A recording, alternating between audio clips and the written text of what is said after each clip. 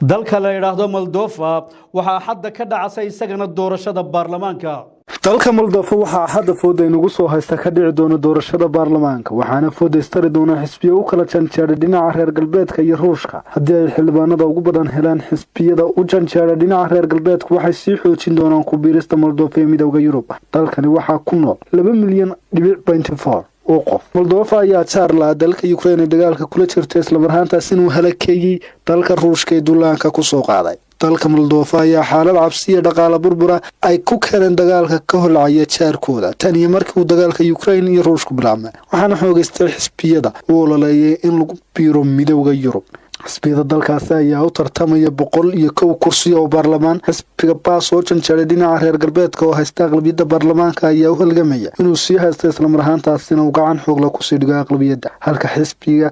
RBP oo janjeeray dhinaca Ruushkana ay dagaal aad u culus kula jiraan